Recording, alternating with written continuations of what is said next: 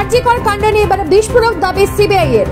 আর শিয়ালদা আদালতে সিবিআই দাবি করে সন্দীপ ঘোষ এবং টানা থানার ওসি অভিজিৎ মণ্ডলের কল ডিটেলসের রিপোর্ট তাদের কাছে এসে পৌঁছেছে এবং সেখান থেকে দেখা যাচ্ছে আরজিকরের ধর্ষণ ও খুনের ঘটনা জানাজানি হবার ঠিক পরবর্তী সময়তেই সন্দীপ ঘোষ এবং অভিজিৎ মণ্ডল দুজনেরই ফোন থেকে একাধিক জায়গায় ফোন করা হয়েছে।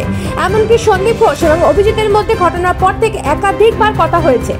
এই ফোন কল থেকে সিবিআই তরফ থেকে মনে করা হচ্ছে তারা এই ধর্ষণ ও খুনের ঘটনাকে ধামাচাপা দেওয়ার চেষ্টা করেছিল। শুধু তাই নয়, ঘটনাকে আত্মহত্যা বলে চালানোর চেষ্টা করা হয়েছিল বলে সিবিআই আধিকারিকরা মনে করেছেন বলে জানা গেছে।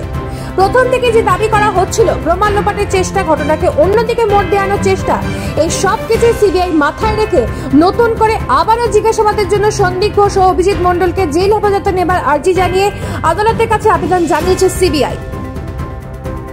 নিজস্ব প্রতিনিধি রিপোর্ট, নিউজ প্রাইম বাংলা। আশ্বিনের শারদ প্রাতে বেজে উঠেছে আলোকমঞ্জিত আজ